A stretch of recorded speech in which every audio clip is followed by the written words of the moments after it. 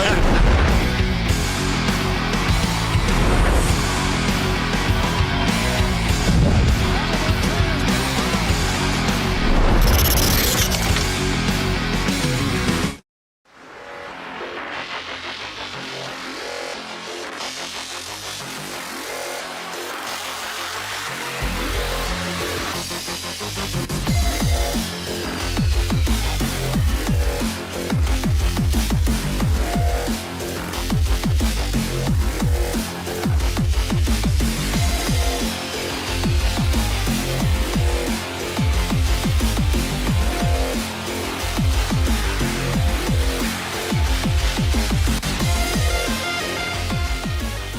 It's time for Two Guys and a Goalie with Dustin Nielson, Matt Cassian, and the goalie, Joaquin Gage.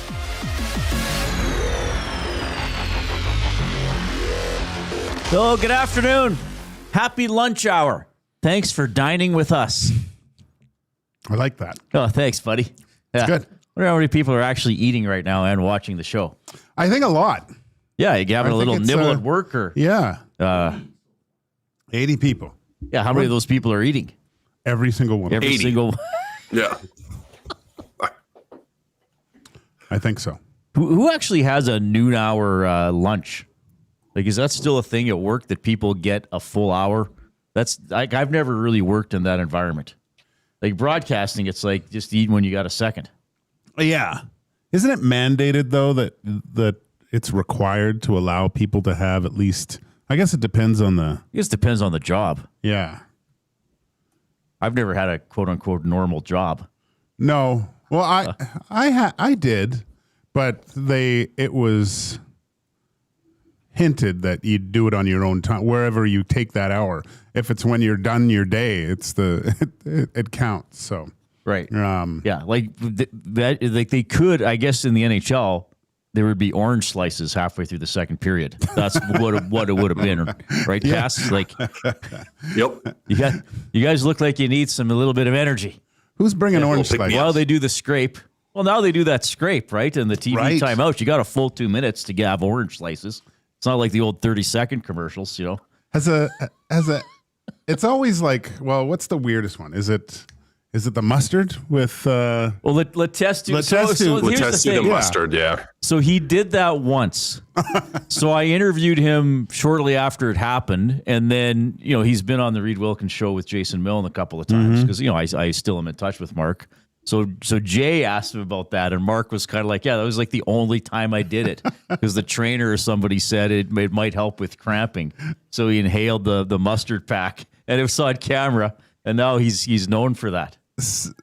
I wonder if anyone looked at him and said, hey, Mr. Letestu, do you have any Grey Poupon? Okay.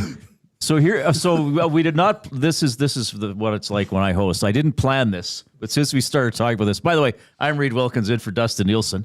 That is Joaquin Gage, and joining us remotely is Matt Cassian. Two guys and a goalie here in Edmonton Sports Talk. So, to what extent, when you guys played, or maybe you had a teammate that were like this? Because I've heard stories. It seems like there's always that one guy on the team. Hey, like I heard if. You put Nivea up your nose, it'll help you breathe. Like there's always that one guy who will try. Hey, like I heard if you dip your feet in an oxtail fat, it'll help you. Like like were you guys like that, or did you have that teammate where it's like, oh yeah, a new stretch, a new equipment, oh yeah, that'll help me. What? There's always stuff. Right, there's always stuff, and the funny thing is, guys just kind of get pulled along into it. Like someone will do it, and maybe someone like has a little bit of success for whatever reason. Then everyone's like, "Oh, I got to do that," and then everyone kind of jumps in. Like it's a little bit of follow the leader with it, and you see it, and it's funny because you see it across not even just players, but even management, even playing styles. Like draft picks, like look at Florida wins 2 years in a row, and all of a sudden every defenseman has to be over 6 foot at the draft, right? Like you see those trends happen where someone does something, and usually it's like guys kind of go ha ha at first, but then it's like if that person has success, all of a sudden everybody's like, oh, I gotta get me some of this. Like look back at like this goes back. I mean, you could start back in minor hockey. Like you guys remember T-Blades? Oh yeah, the circles. You meant yeah. They sounded awful. Yeah. Joaquin Hecht in Edmonton. Hecht. Yeah. Hecht. I guess he was like famous for them in Edmonton. They made a horrible sound, but there were ones like disposable skate blades. Skate blades, and it's like that became a super popular thing. So it's like there's always trends. I remember we had for a while, it became really popular. It was called Vega. I think it's still out there. It's like plant-based protein sort of stuff. This stuff tastes horrible. It's like sandpaper. It's like it is quite literally like you're trying to, not even drinking like a shake. It's like you're drinking sandpaper. Like this stuff is absolutely awful. But it's like one or two guys like, oh yeah, this is better for you than normal whatever. And then, it's like the guys that are really in shape that had it. So you're like, okay, well I guess I better get this. And it's just, it's about as normal as any other protein. It's just that it makes you think you're drinking sand, and maybe that's better for you. I don't know, but it's like there's always stuff like that. Here's one. You guys remember this. I don't think anybody does it anymore. Maybe you might see the occasional guy. Do you remember the Breathe Right strips? Oh, right. Yeah. This was probably 30 years ago. This was probably early to mid 90s that apparently, you put on these. So for people who don't remember, who are younger, because I don't think you'll see much of these anymore. It looked like a Band-Aid that went across the bridge of your nose. Yeah. And not mine. Someone like me didn't wear these. I didn't need them to get through my fourth-year drama class. So they were a Band-Aid, but they had like a flex. Yeah, a little piece of metal. Yeah, they open up your nostrils. So just to jump in here, I wear those to sleep still. Okay, but except I get was cheap they would help you breathe Yeah. during a hockey game. Well, you get more air through your nose. And so, you know what? I'm trying to remember who was that? I played with a guy that would wear them in practice still. Not during games because he didn't want the cameras to see, but he'd wear them in practice. And I'm trying to remember who that was. It was in Ottawa. Why can't I remember who did that? That's horrible. I should remember who did that. And you know what? It's actually not a bad idea. And if you think about it, like from because I did a lot of like boxing and MMA, that sort of stuff. And they always talked about boxing coaches generally will talk about if you're into like UFC or boxing or any of that, if you're ever watching fights, generally, a guy's really tired when he starts mouth breathing, like in and out through his mouth. The controlled breathing is in through your nose, out through your mouth, and it helps your parasympathetic nervous system. And you're supposed to have like two breaths in through your nose and then a longer one out, it actually calms your nervous system down. And helps you focus. Like there's science behind that. And so to me, I'm like, well, if you have the ability to get more air in through your nose, it actually can help your body's rhythm. If you're in the middle of competing. And I think there's still lots of football guys that do it too. You just have to look for it. Yeah. You just gotta look for it because they get trickier with it because they don't want to look weird. And so it's like you can get them in all kinds of different shades and tones. Right. And so guys will typically get one that like matches their skin color. And so it's a little bit harder to see. Now there's some guys I know that you still will see, and like they'll just wear like whatever color their team is too, or like they'll have like a pure black one if their team's like a black, or they'll have like a red one if their team's red. So they're still out there. I think more common in football than hockey because hockey we're too prim and proper, but they are out there. I wish I could remember who that was. It's going to crush me that I can't remember who it was, but I played with someone. Yeah, it was in Ottawa. I can't remember who it was for the life of me that still wore one in practice. Yeah. Because they were, I don't think it's understating it to say that they were a craze for a couple of years. And yeah, Cass, I'm glad you mentioned you're still, because they do still have a use for sleeping and snoring and stuff like that. And then now correct me if I'm wrong, guy. I seem to remember, Cass, that there was some debate if they could actually open up your nose enough while you're in the heat of a hockey game or a football game. So was it? Could you think there was a placebo effect for maybe some guys? Oh, they wore it and then they looked for, oh yeah, I did feel better. Yeah. But who knows if they actually did or not? I don't know. It's or am I just being an old cynic? That's a good question. No. I think. Well, you use them to sleep, Cass. So I use them to sleep. Oh, they're great for sleeping. Yeah, but see, I have so and I've had surgery like on my nose to have had it to try to help, but I have what's called enlarged turbinates inside my nose. So it's basically the erectile tissue of your nose. I don't know where you're. Yeah. Well, they fill up. Wow. Well, you have nasal cycles. I got surgery on it, so I researched this once upon a time a lot. And basically, like part of your filtration system, because your nose uses to filter in the hair and everything and mucus, is that it kind of one side is always a little bit more full than the other, because it's just kind of like your blood flows into them and expands and contracts them. But mine are grossly too large than they should be. And so normally during the day, one side of my nose is closed at all times. Now I had surgery on it. It's got a little bit better with the surgery, but it's still not great. And so for most of the day, unless I'm like if my heart rate gets up and I start running or start something active, they both open up, like everything kind of dilates and I'm good. But if I'm just standing there normally, only one nostril's open. And so for sleeping, it's horrible for sleeping, because then all of a sudden you go to bed and whatever side you're laying down on, the side that's on the bottom, because the blood will flow down there, just is completely closed. And so I don't get enough oxygen, end up snoring and mouth breathing because of it. But with that thing, it really helps actually open stuff up that I can still get enough air to fall asleep, basically, when this is happening. So it helped me dramatically, just from a sleep standpoint. So I don't know if there's been any studies done or not, but I legitimately could see that even beyond a placebo effect, that it's like, no, you actually do. And for me, on top of that, the inside of my nose is angled in here from fighting and from hits and from playing however many years of hockey. And it's like, it's deviated enough in there that, like, I probably need surgery again to pull everything back to the middle, but like I get way more air. Nice. I get way more air and it's way better. But here's I guess well, can I throw in a little story? I know this is me hogging the mic. Man. A little story. But this is one of my best and nose. And nose. One of my best injuries was actually was to my nose, and it was in the summer, and I was helping out now coach Rocky Thompson with one of his summer skates. He had asked if, hey, could you come out and help? And I was still playing pro, but could you come out and help run it?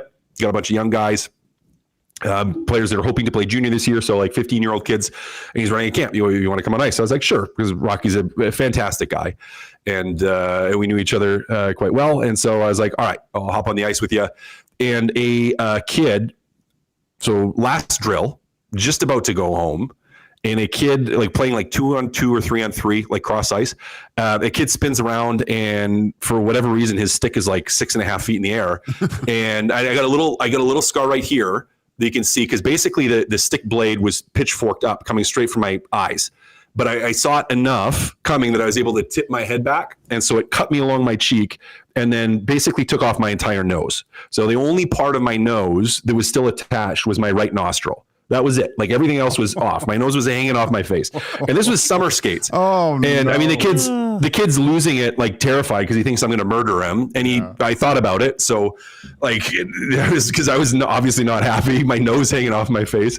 But it was, so I get off the ice, holding my nose together, calling my mom, because I need someone to drive me to the hospital. I'm like, I don't think I probably should drive with this. And we want to go to Emerge, because it's like we want a decent plastic surgeon for that, like, or one of the emergency surgeons to put my nose back on.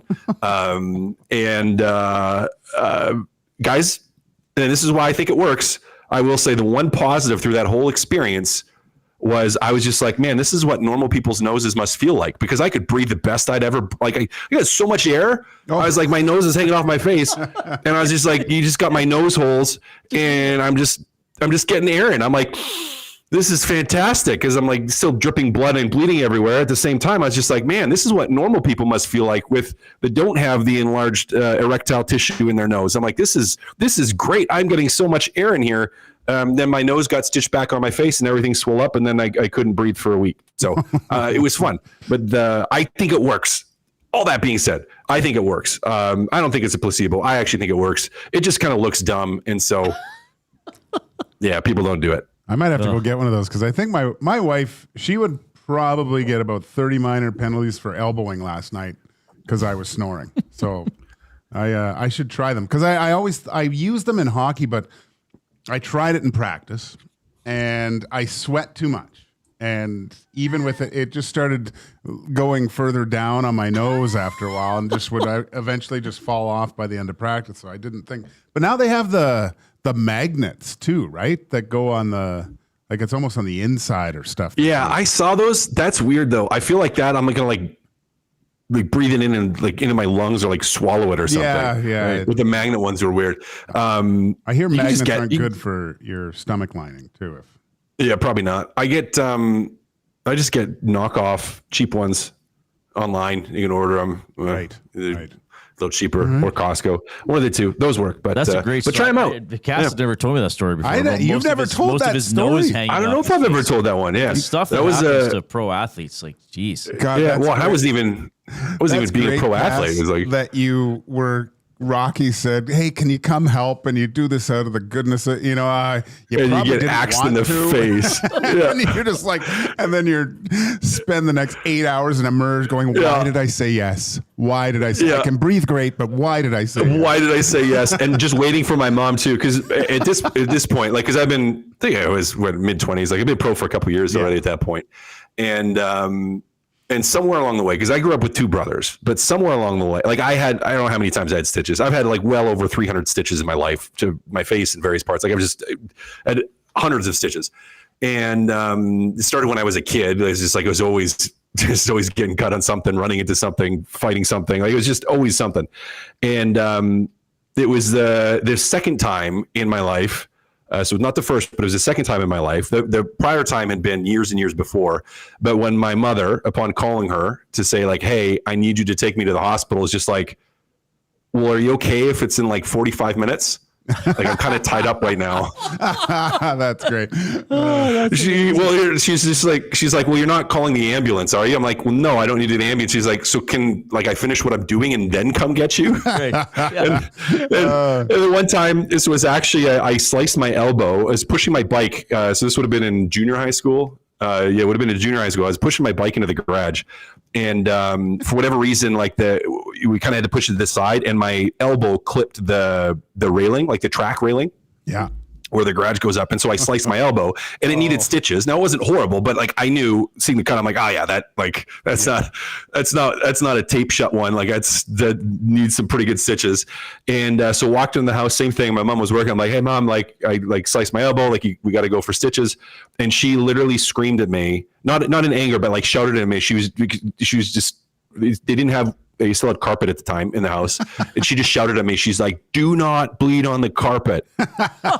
And she was just like, "Stay in there. Do not bleed on the carpet." So she ran and grabbed a towel, threw the towel at me. Like didn't even walk it over, like threw it at me, and then went back in to finish what she's doing. Cause she's like, I'm going to do the same thing. She's like, "I just got to finish some things first. Like you're not bleeding out. You're going to sit in the hospital for hours anyways," was her thought. So she's like, "You can wait a little longer till I wrap up what I'm doing." But that's Mama Cass. Tell me that stitches. I remember it was my first year. I remember one of the old guys saying that if you're ever going to get cut, always do it in the state of New York because of their workers. California, New York. Yeah, because it was like you'd get like $7,000 a stitch or some ridiculous. It's ridiculous. It's even more now. Yep. It's ridiculous. I never managed to do it in one of those states though. Like all my stuff was, it was like in Texas. In Texas, you get nothing. Blue collar state, you get nothing. Like the amount of guys that went down to block shots when we were playing like Binghamton or Albany or something was amazing. Like my shots against in those places would go way down because guys are trying to block it with any part and get cut. Guys that wore visors took them off. Because they need a little extra cash. They need a little extra, yeah. And it's still, and it's because in those states, it's like viewed as, we're calling them Hollywood states, right? Like where both New York and California, now I know California's Hollywood's in California, but New York as well, like a very democratic state, but very much like if you think about movies and film, very much still a hub for those type of arts. And so if you got hit, to your body wasn't nearly as much like workers' comp, you'd still get some, but you could file for workers' comp if you got hit in the face, like and got zips, like, whew, you could get, it's like, we used to say $1,000 a stitch and it's more now. And I know it is. It was ridiculous. And I think even, guys taking pictures because you got to send them into the insurance and they're like rubbing the scar like as much as they can. They're like trying to make it all red and inflamed, make it look as bad as possible. I think Jeff Bukaboom, he retired because of concussions. That was one of those reasons. And he finished with New York. And I think this was in the hockey news way back when. and it said his compensation, because he said he couldn't play hockey anymore, and the result of concussions in the state of New York, he got a huge settlement when he retired too. It was kind of a nice bonus to finish. Yeah. I think I remember that, or maybe I just made that up. But whatever. There's probably it's a good story. It's a kernel of truth in there somewhere. Incredible stuff. Got some text coming in. By the way, you can always text us. 780-218-9999 is how you use that form of communication. Troll says, erectile tissue and mine's too large. Good thing this show isn't on FM radio, LOL. Bones says one side of Reed's brain is usually closed at any one moment. I think that's fair. Ow. And Mex Bezozu in the Nasty Chat on YouTube, there were studies that show those breathe right strips helped hockey players of all positions, especially centers. Oh, SCENTERS. Centers. Nice. Good. Pretty good. Give us a thumbs up if you're on the YouTube stream as well. Subscribe to Edmonton Sports Talk if you haven't already. Let's try to get to 100 thumbs during a 1-hour show. That'd be pretty good. We're off and running in that department. If you want to email too, you can email reed@edmontonsportstalk.com. I'm in for Dustin today. I can tell you that GS Construction, very proudly the presenting sponsor of Two Guys and a Goalie, setting the industry standard for 50 years with quality, efficiency, and safety driving their success. GS Construction has a foundation built on teamwork, and now they want you to become part of the team. Visit gsconstruction.ca, click Ready to Work, or visit their page at indeed.ca with the Next Person Up program at GS Construction. It's not just a job, it's a career. Joaquin Gage and Matt Cassian along for the ride as well. Of course, as we are slowly creeping into hockey season, I know there's the rookie camp going on. I still kind of hesitate to call that full-on hockey season, I suppose, though there is a rookie game tomorrow at Rogers Place between the Flames and Oilers. I plan on attending that one. So I'm curious. And then, by the way, Matt Savoy spoke today. We'll have stuff from that on with you and Hernan Gage, and we'll have some clips on the Reed Wilkins show as well. I saw Ike Howard spoke as well. I haven't gone through that yet. But this whole rookie camp, like I was saying on the show yesterday, when I was with Ched for a few years, I went to Penticton. They had that rookie tournament. Like by your guys' standards, are these rookies coddled a little bit, getting their own camp, or what was it like for you guys as rookies? Did you have your own thing to get you ready, or were you just thrown into it with all the vets? The Oilers back then had we had kind of a rookie camp right after the draft, and I think they still kind of the development camp, or orientation camp. But that was I think they called it rookie camp. That's where some young draft picks. It was all draft picks and maybe young guys that were signed, right? So that was the only rookie camp, because then there was main camp was. Everyone was thrown into a big, I think, fishbowl, and they drew names, and that was that. So I never really had even when I went to a few other camps, there was never an actual rookie camp where it was just the rookies before the vets. So, but now you see that way more. And I think I listened on, it was your show, Reed, with Gazdick, where he had mentioned in Dallas, they have rookie camp, and you kind of have to make it to go to main camp. Like it's almost like an audition to see if you stick around. So I don't know what it was like for you, Cass. Was there any was rookie camp before main camp? Oh yeah, rookie camp was before main camp, and it was a grind, guys. It was a grind. It was a full camp before camp, and we'd have the tournament down in Traverse City. So you had who went? Dallas went, Columbus went. Which other teams went? I'm trying to remember now, because there's a couple teams that rotated out. I think Florida had went for a year or two. So generally there was 4 or 5 teams that were all down there in Traverse City. Detroit obviously was there. Right. So it was Detroit, Minnesota, Dallas, Columbus. Those are the stable 4. And I think there was 1 or 2 other teams that kind of rotated in and out. And you would play every team. So it was a full tournament. You play every team one time. So you play like 3 or 4 games over like a 4-day, 5-day stretch too. And they were, it was full on exhibition games, right? Like just violent games. You can actually ask if you guys do talk with our friend Luke Gazdick, ask him about that, because that's where we started fighting each other, because he was Dallas, and all of our like because we probably I don't know how many times we actually fought each other. I'd have to check. It feels like it was like 15. I don't think it was that many, but it was a lot. Like we fought each other a lot, and it all started at Traverse City, Michigan, at rookie camp, and that city was a cool city. It had a okay mall where you thought you might not get murdered, and then some places you just wouldn't go. But it's like a resort city kind of, and it's like there's some really nice spots, but we didn't stay in a really nice spot because you're rookies. You don't matter. Yeah. You don't matter. You're rookies. But we stayed at the same hotel as Dallas, and I'll still never forget. So this is my first real training camp, first rookie camp for first real training camp with Minnesota. So this would have been back in 2000. I guess we didn't have training camp that first year because of the lockout, but so 2000 and ultimately 2006, I guess. I should remember if we still had whatever it was.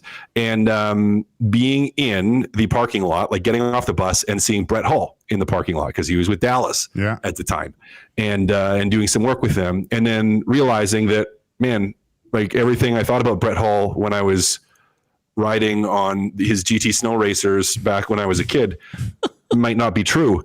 And the reason I thought that was because he was in a full Canadian tuxedo. So it was hot out. Like you're still summer, like it's still summer in Michigan, like right off the lakes, Traverse City. So it's hot outside, like hot outside. And you get off the bus, and there's Brett Hull walking through the parking lot. And you're like, ooh, there's Brett Hull walking the parking lot. And they're like, wait a second. Yeah, he's wearing full-length jean jacket and jeans and like New Balance kicks, and he's got his like Dallas Stars t-shirt that looks like he's been wearing it for a week straight, tucked in underneath that, and you're just like, what is going on right now with this guy? Even at 18 years old, you're like, what? This doesn't compute. Aren't you supposed to be like dressed nice and like at least in like a golf shirt or something? And then he wasn't. It was a full-on Canadian tuxedo for Brett Hull in the parking lot in Traverse City, Michigan. But yeah, that camp was a grind. It was a grind. It is really a full camp before. It's like you do all your fitness testing, you do all your medicals, you do all that, and then you jump right into camp. And it's like 1 day or 2 days of absolute suffrage on the ice, like just getting just the snot kicked out of you from a conditioning standpoint, and then you just jump right into exhibition games, and then you're done. And if you get invited to main camp, then you have like a day off in between. Well, everyone else, like you fly back, you have a day off. Everyone else, like all the people that are just going to main camp, they are all doing their fitness testing and medicals and whatever. So it's like you have a day to recover, then you're right back into it. But man, I got even more stories. I got lots of stories about this, even coming out of rookie camp, if you guys want. Oh yeah, I want them all. Yeah. All right. So here's a good one. This is the best time. Yeah. So here's a good one. So this would have been, I could have went to play in the AHL. So I ended up going back to play my last year junior. Now I ended up to go back and play my last year junior because Doug Riseborough was an absolute stick in the mud from a contract standpoint at that point. Now I didn't have a wonderful rookie camp. It wasn't great. I still don't know, like you could never do this now. You could never do this now. I still look back and I'm like, like it's kind of crazy that he did this, but we got back from rookie camp to Minnesota, and instead, like we get off the plane, we're going to get on the bus, and Doug Riseborough, who's the GM, he's like, "Hey Matt, you're not going to ride the bus back. You're gonna drive with me in my car back to the hotel." Wow. So I had to sit in, and I mean, what are you going to say? It's a GM, so you're like, yeah. Okay. So I sit in the vehicle the whole way back to the hotel. He drives me, and he's talking the whole time, the entire time. Doug Riseborough is, and he's telling me the whole time why I should sign the contract they're about to give me, to offer me. Wow. The whole time, and I was a second round draft pick, and it was not a good contract. It was a garbage, absolutely garbage contract. So he like pulled me aside by myself, and on the whole way to the hotel tried to convince me that I needed to sign this thing. And the whole time I'm just sitting there thinking like, aren't you supposed to call my agent about this? Like you're just kind of sitting there smiling and nodding and listening the whole time. Incredible amount of pressure. I didn't sign it because I was like, there's no way. I'm like, no, it was a horrible deal. It was a horrible deal right then. I would have been so scared. Well, it was such a horrible deal that I was just like, well, and what I ended up telling him, I at least had the wherewithal to be like, you know what? I need to talk with my agent about this. Like, so if you get him whatever the numbers and all that, like I'll have a conversation with him. We'll go from there. And then Jerry Johansson was my agent. And he called me and he was like, yeah, don't sign it. And I was like, okay, we're not signing it. And so we didn't, and which was unfortunate. Like if I look from a career standpoint, and the hard thing was the numbers were really bad, but that was when Rob Dahm was still coaching in Houston for the farm team. And Rob loved me. And so it was hard because the numbers were horrible, but there was a coach there that loved me. Now he ended up getting let go that next year, which I thought was a mistake from an organization. They brought in Kevin Constantine, which ended up being horrible. So it's like I would have had at least a year pro playing in the minors for a guy that actually believed in me as a coach. So it's like you always kind of wonder, well, what could have happened. But yeah, that was the time Doug Riseborough trapped me all by myself, where everyone else was on the normal bus to pitch me on a contract and basically ripped me to shreds in his car the whole way to the hotel, which is just like you couldn't do. Could you imagine if you did that now? Like, can you imagine imagine Connor McDavid, you drafted him first overall and he had rookie camp in Kelowna or wherever. And it's like you're Vernon and you fly back and it's just like, and Ken Holland tells Connor McDavid, cause he hasn't signed a contract yet, is like, hey, get in the van. Get in the van. Yeah. And it's like, and he drives back from the airport with you. Like, can you imagine the media frenzy that would have happened? It's just like I look back and I'm like, that was insane. That was insane that happened. I can't believe that happened, but it did. Yeah, that there was a lot of instances where some of that kind of stuff happened. Oh. I mean, it happened my first year as well with Glenn Sather. My first year pro was the first lockout year, right? So, but they came back to play, and of course, a handful of us got called up at the end of the season. But because we had been paid on two-way deals. We had already received our full minor league salary because our season was completely finished, right? But there was the league and the PA came up with a kind of formula. If you played in a certain amount of games, you would get a percentage of what your NHL salary would be, blah, blah, blah, whatever. So Steve Passmore and I were both called up. But Steve had a lot more testicular fortitude about this kind of stuff than I did. And Steve said, well, you got to pay me to be here. I mean, they said, we were just practicing. And they said no to Steve, we're not going to pay you. So he goes, well, I'm going home then. I was like, I was shocked. But looking back, I wouldn't have done it. But because I actually got into a couple games. But that was the worst part of it because I played a few games. So now I was owed a percentage of the games to my NHL contract. And that was my deal was up. And the next year, camp's going on. And Slats calls me into the coach's room. And he's GM at the time. And he's sitting there with a cigar in his mouth and his Oilers house coat sitting back in the chair and just starts ripping me. Saying I'm out of shape, you can't stop anything. And then he gets into this whole thing about, and you want this extra money. This is ridiculous. And I'm going, and then I say, well, it's in the rules, like that I get this if I played. And he goes, well, I've got your new contract here and I haven't signed it yet. And he goes, you want me to sign this?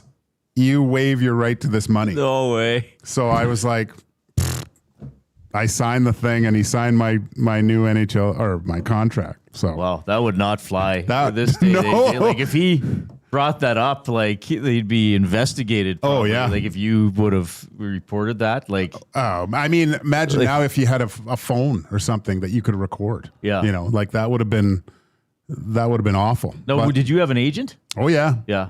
But I wasn't allowed. You'd go tell your agent right away. Well, I told him, but I signed it. I was scared to death, right? Like, yeah. But looking back, I should have just walked out, and Slats would have probably. He did stuff like this, and he kind of test guys of how their pushback was. Like he respected Steve Passmore way more by leaving, right? Than him thinking as oh, this guy doesn't want to be here. Right, he's standing up for himself. Right. So. Yeah. This is this is a story obviously told to me because I never had your guys' experience, but Blake Dermott, who I used to talk to all the time, when he was playing for the Esks, he said, he would negotiate his own I can't remember who the GM of the team was at the time. I don't know if Campbell was doing it or somebody else was doing contracts, but Blake actually went to their office, that was a couple blocks west of the stadium. They don't have it anymore. And it was like later in the day, and he was talking with the guy he was negotiating with, and the guy all of a sudden says, "Okay, well, just give me a few minutes," and he left. And Blake's sitting there, and it's like now it's after 5, and he's like, "What's going on?" So Blake went out, and everybody had left, and the guy just locked him in the building. He was like, "Okay, kid, do you want to negotiate a contract?" Too bad. Like, you're wasting my time. Yeah. I'm gonna leave you alone in the Esk's office. Well, it just happened in the NFL with Jerry Jones, essentially, right? Like, it's still kind of. Anyway. Oh, yeah. Well, there's always that in that stuff. There's always that quick Blake Dermott story, by the way. I don't know if you chat with him and I played with his son. Like, we grew up together playing hockey and football. Yeah. And so if you ever chat with him again, anytime, I haven't seen him in a while, but I always remind him. I'm like, "Hey, remember when you told me I should quit hockey and play football?" I just always throw that little dagger at him, because he told me straight up bluntly, like when I told him that I was stopping playing football, like just to focus on hockey, he was just like, "Matt, like, you have a way better chance at doing something with professional football than you do playing professional hockey. You should stick with football." Yeah. And we've talked about it plenty of times and laughed about it since then. But what position but I still were you in football, or what have you been professionally, do you think? I was outside linebacker. Okay. Yeah. So rush or quick end. Middle linebacker was my love. So I didn't get as much chance to play it later because I was just too big, and it's like they needed bigger kids playing up front. But I love playing linebacker because I could pick up on defenses, pick up on coverages, loved blitzing. I would call. So it's funny. It actually started before that when I, first couple of years football, I didn't, I played against Blake and his teams. Okay. Like, and his teams were always the ones you wanted to be on, right? Because they were always the best teams. Every kid wanted to play on it because you knew they were well coached.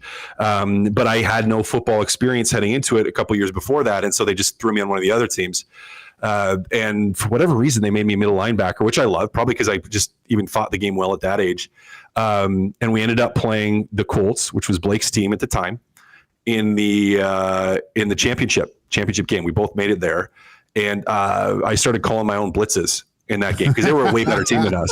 But and we normally wouldn't blitz, like we would whatever. But I just started calling them like, we have to win. And so like my only way is if I'm going to try to take out Brock, who's their quarterback, and started calling blitzes. They started having to double team me, and then I'd switch sides with the other linebacker, like just basically putting together different packages on the fly. Anyway, so I ended up playing outside linebacker for the most of it, and just crushed kids. Like, I was ruthless. I didn't care. The one, I mean, you got to play in the best hockey league in the world, so your earning potential in annual salary much higher than a Canadian Football League player. But your advantage, if you would have tried to make the CFL, like, you're still only 38, right? Almost 39. Yep. With a Canadian nationality, you could have still been playing. So, like, because there's always I can still be playing hockey too. Have a spot. I mean, the thing with the football was just like, if I was going to do that, I would want to try to play in the NFL, and it's hard. Like, not a lot of Canadians get that opportunity. And my wife asked me, I'm like, now what I tell her, I said, like, if I was born in the South, like if I was born in the States in the South, I'm like, you never know, because I probably would have been football. One in baseball, I can't throw. Would have been football. And I was just like, yeah, maybe. Like, if I grew up with it and playing it, because it's like from a foot speed standpoint, for my size, it's like I'm quick for my size, not on ice. Like, on the ice, from a technical standpoint, just wasn't a great skater. Still not a great skater, but it's like I move pretty well, and it's like I process and think both football and hockey really well. So I'm like, yeah, you never know. Could have been something, but we'll never know. And maybe that's just my athlete confidence talking, where it's like I naturally think I'm going to be the best at everything I do, even if that's completely not true. Like, my wife asked me, she's like, that I've probably brought this up to you guys before, but I always find that sometimes when you see a player get interviewed, like say it's an NBA star. Yeah. Oh, hey, if you weren't in the NBA, what would have you done with your life? Well, NFL tight end. I just would have been an elite athlete. Well, I realize you're probably a pretty good athlete, but I don't know if just transitioning. Because the answers they're always thinking like, oh, is he going to say accountant or taking over his mom and dad's business? Yeah. But it's often like, or they ask. I would have played Major League Baseball. Baseball pitcher. Oh, I was a linebacker. Oh, really? Like you're 6'2", 140 pounds as a pitcher, and you just think you would have played linebacker. Anyway, we are bringing you through two guys at a goalie. Reed Wilkins in for Dustin Nielson today. Great stories from Matt Kassian and Joaquin Gage as we slowly ramp up the hockey season, or I guess get into the hockey season. So the rookie camp, the guys skated today. We'll have some comments from Savoy and Howard throughout the afternoon here and talk about some of that stuff. We should touch on the Kaprizov story, Cass, because when I filled in last week, like you said, is Connor waiting for Kaprizov? And I was kind of like, I don't know. And now as this drags on, and what are you guys? Was it you, Gage, the other morning said that in that scrum on Friday, Connor kind of showed his peacock feathers. For the rare that he does that, but he didn't explicitly talk about a dollar amount, but he basically said, I deserve to be well paid for this. I think he did say I deserve to be well compensated. Yeah. So, which, I don't mind hearing that once in a while when appropriate. I mean, he doesn't need to say that, and he wouldn't. No. But the rumor that Leo Kaprizov, and I think Guerin went on somewhere and said, I don't know about this, but I mean, it was reported by people who are usually right. But if he turned down a $16 million contract, what does that mean for Connor? Yeah. Oh, that's why Connor's waiting, in my opinion. I think I said that on Tuesday. I think if I had to guess, and it is a guess, but if I had to guess, Connor is waiting to see what Kaprizov signs for, because he's going to sign for more than that. And Kaprizov is probably waiting as well because he wants to see what McDavid signs for, because he's going to sign for just underneath that. Like, that's the thought, depending on the length of time for the deal. Like, and who knows? We don't know, I guess. Again, as you said, Reed, reported by people that normally are pretty good on this stuff, normally pretty accurate. It still could be wrong, because that happens sometimes too. Someone says they know something or thinks they know something, and it was wrong information or misheard or misunderstood.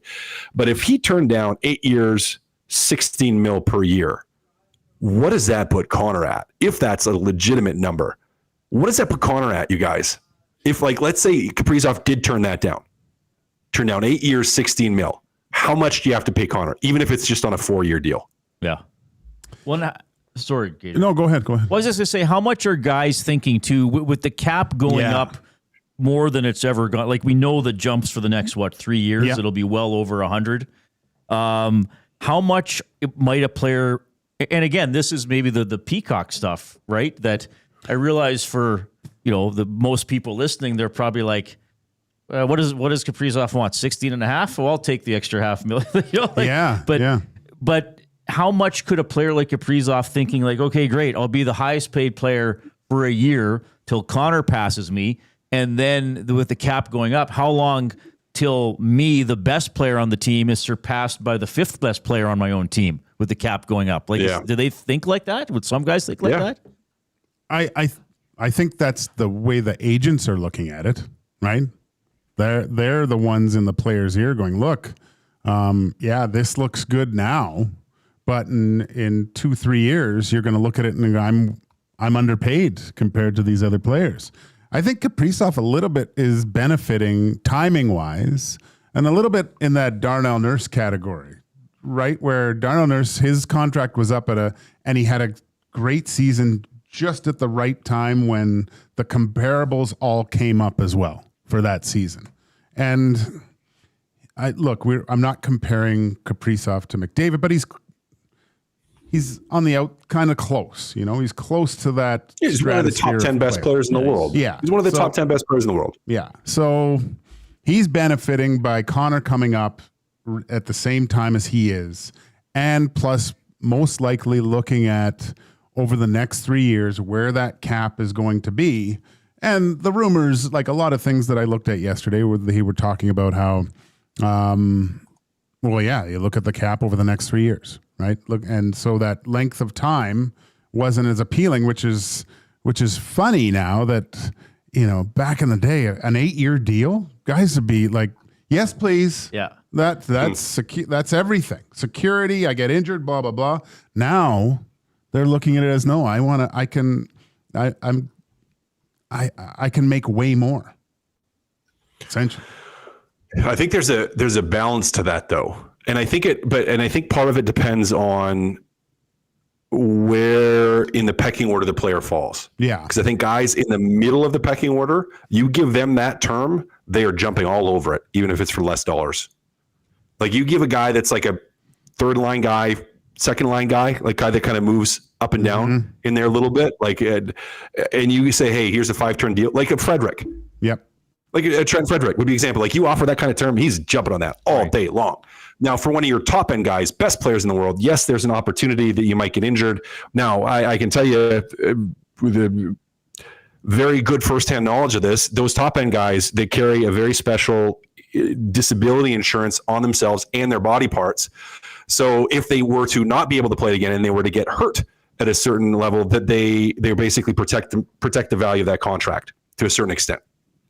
And so they're looking at this going like, well, I could have a couple extra years, the Austin Matthews, the McDavid's in this, and maybe Kaprizov as well. And I could stretch it out and make a lot of money, but I could make even more if I'm patient with it. And I bet on myself to a certain extent and have a shorter deal, still make a lot of money. And then when I renegotiate again, if I stay kind of close to where I'm at in terms of playing ability and success, then I'm going to increase that number by 4 or 5 or 6 million per year, or whatever the number ends up being. So the top end guys, they're I think willing and able. They are able to take a little bit more risk with the length of that contract right now, as it stands, in style of negotiating and bridge deals and everything these days. Those mid-level guys and guys that are on the lower end, they still, I think, are largely swayed, and rightfully so in a lot of ways, because it's life-changing money. But they're swayed by that term length. Yeah, I think you're absolutely right there, Cass. It's the guys that hover around the league average salary that and Trent Frederick's a perfect example of this. Right around the league average from last year, getting max term. Why wouldn't he jump at the chance? And the fact that, over the course of the next few years, Edmonton Oilers are going to be a team challenge, not only a playoff team, but a team that can challenge for a Stanley Cup. Yeah.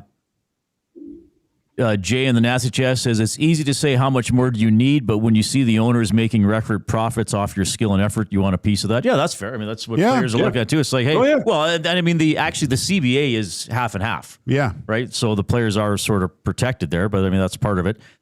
C-Run says the world has flipped. Third and fourth liners get 8-year contracts, and the Stars are only getting 4 to 6. That is it's kind of true. There is some truth to that for sure. Yeah. So good comments coming in. But Cass, you got a lot of listeners loving your stories today, as Gager and I have as well. So thanks for talking about your nose almost falling off and snoring that's a good one. And fighting. I put a link to a Luke Gazdic fight in the Nasty Chat. I think you guys, it looked like a bit of a minor hockey arena, so I think it was an AHL. It's probably Traverse. Game. No, it was probably Traverse City. It probably was. It probably was Traverse City. I was probably 18. You both looked young, and you looked like you were talking more during the fight too. Probably. Yeah. Were you a trash talker while you fought, Cass? It depends. Yeah, sometimes. What'd you say? Easy work? Easy work. Easy work. It's like starting a lawnmower. All kinds of things. Yeah. All kinds of things. Yeah. Let's hire it or fire it for GS Construction. They are hiring now. Become a part of their great team today by visiting gsconstruction.ca or their page on indeed.ca. For the past 50 years, the foundation of GS Construction has been built on efficiency, quality, and safety. Take your career to the next level. Join the team at GS Construction. Hire it or fire it. On a night off during the season, NHL players will watch a lot of NHL hockey. Ooh. I'm going to fire it. Yeah? Yeah. Because I'm just going on I didn't watch a lot. Highlights maybe, But once the season was done, I didn't even watch playoffs. Like I was just done with it. So Right. I'm gonna fire it. I'm going to fire it. I think there are some guys they're just all about it still, and they pour into it. But for the most, no. Okay. So I might have told you guys this before. So 16-17, the Oilers are suddenly good playoff team. Draisaitl's becoming. Draisaitl. We're already seeing these signs like, oh, he might even be better than we thought. And the Canadians are in town, and I go into the room, and that's like the media continues. So I get a position in the Carey Price scrum. And I kind of knew, and I know he's, obviously been through all the personal battles and stuff. So respect to that. But I kind of knew sometimes he wasn't overly talkative in interviews. He had that. But I was like, I got to ask an Oilers-centric question. So a lot of questions, and there's finally a spot for some of the Edmonton guys to get in. I said, hey, Carey, I don't know how much time you have to watch the Western Conference teams, but, Draisaitl, McDavid are really powering the Oilers offense. Just a thought on facing these younger guys, some of the newer stars to the league. I don't watch a lot of hockey. Okay. Yeah. Yep. Yeah. That's some guys. So there's guys that are like that. There's a lot of guys like that, and there's some that aren't, because you're already watching your own film. You're playing it. You're involved in it, and it can be all consuming. Now, some guys, they still dive into it. So Spezza was a guy like that. Spezza was a guy that's like, he watched everything. Like every spare moment he had, he was still watching hockey. Or like it just would always watch every stat, every player, it was just what he did. And there's other guys that are just like, yeah, I want nothing to do with it outside of my own film and my own team and my own games at the rink, because I don't have the capacity for it, or it just affects me in some kind of way. So they've kind of, I feel like it's one or the other. There's not really an in between. It's like guys are just always all about it, or they separate when it's not them specifically and it's not their team specifically. Yeah, I always remember Leon's answer. Are you going to watch the Four Nations face-off? And he's like, well, if it's on, I might pay attention to it. And he's probably thinking like, yeah, I don't know if the island that I'm going to be visiting will have the NHL package. One more hired or fired before we go. The Oilers will need 30 goals combined from youngsters Ike Howard and Matt Savoy.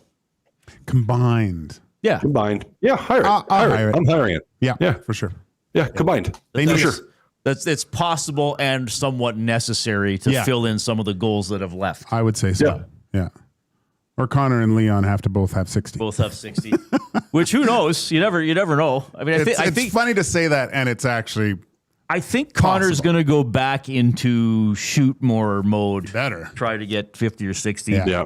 I wish I would have saved the sheet. It's like we get ideas and we do them and we move on sometimes in this business. But I did that one day that there was kind of a 60 goal deficit from last year. Okay. But then, like, who can reasonably fill in? What does Frederick do? Yeah. What might these younger guys do? Stuff like that. But it's interesting. Yeah, it'll be fun to watch. I mean, they're gonna have to get goals from places that they didn't get them last year. I mean, even on the blue line, if you look at Wallman. Yeah. I mean, there's somebody who could score double digits from the back end, so that could help us as well. Yeah, I think when I kind of did that projection, and this was like July, everybody, so, grain of salt. I think I put McDavid, Leon, and Hyman. Did I put them combining for 130 or 110 or something like that? I did guys as groups. Yeah. Right? Because, like, Connors could score 30. Or he could score 65. Like, I think with him, I know. There is that variance. Whereas Leon, you're probably saying 40 is a good bet, and maybe he can get to 50 again. Yeah. I mean, he's probably 50-50 I'd even say to get to 45 50. is kind of where he's going to end up and then around there. I guess Hyman's a bit of a wild card to me, too. Like, is he in the 20s again, or does he bounce back to 40-ish, depending on the power play and his net front and his health and all that kind of stuff? I think I think he's going to miss, like, the first month. So that's potentially a problem, right? So... All right, Cass, great having you on the show. I keep picturing your nose dangling off your face. Thank you for that image. Gager's sticking around for EST Afternoons with Hernan Salas. I'm back at 3 o'clock for the Reed Wilkins Show with Jason Milne. Thanks for checking out Two Guys and a Goalie, presented by GS Construction.